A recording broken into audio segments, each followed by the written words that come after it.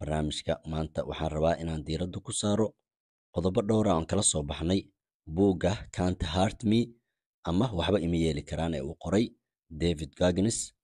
Ma doonayo inaan qoraaga wax badan ka sii faalloodo, laakiin ujeeddada ama nuxurka waxa uu yahay in qodobada aan soo arkay ee buugga ka midka aan isleeyahay muhiim ayay yihiin inaan halkan idinkula wadaago. Maadaama buuggu aad u dheer yahay, waxaan ka soo xushay ilaa 4 cashar oo aan isleeyahay waxay ka mid yihiin fariimaha ugu muhiimsan ee buugga. Waxaan ku bilaabayaa casharka koowaad. Qodobkan waxa uu leeyahay qoraaga in aad xanuunka marxabayso ama aad soo dhaweysaba. Goggins wuxuu ku soo koray nolol bahdil ah, faquuq iyo cunsuriyad sida uu isaga u xusay. Wuxuu soo qabtay shaqooyin aad u adag, xitaa wuxuu ka soo shaqeeyay inuu guryaha ka buufin jiray baranbarada ka hor inta uusan noloshiisa isbeddel ku samayn. Casharka koowaad waa inuusan xanuunka ku joojin oo aad marxabayso. Wuxuuna leeyahay xanuunku cadowgaaga maahan ee waa macallinkaaga. Mar kasta oo aad ku guulaysato halgan, waxaad noqonaysaa mid adag. Marka ay noloshaada adkaato, ha isweydiin sababta, ee isweydii maxaan ka baran karaa.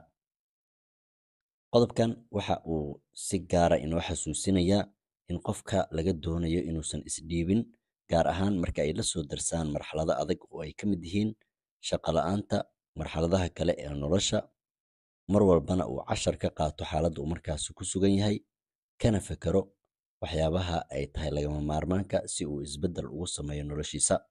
Casharka labaad, qoraaga waxa uu soo qaatay xeer uu caan ku yahay ee ah xeerka 40%.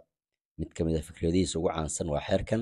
Wuxuu aaminsan yahay marka ay maskaxdaadu ku leedahay intaan ka badan ma samayn karo, in dhab ahaan aad joogto 40%, halka ay weli ku harsan tahay 60%. Bal ka fakar arrintan. Marka aad ka daasho waxbarasho, shaqo ama tababar, jirkaagu wuxuu awoodaa wax ka badan inta aad samaysay. Laakiin maskaxdaada ayaa doonaysa inaad joojiso si dhaqsi ah.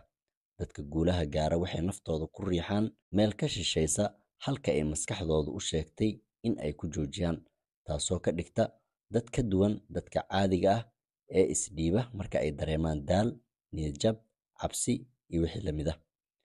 Casharka saddexaad, qoraagu waxa uu tusaale u soo qaatay si la mid ah marka aad shaqo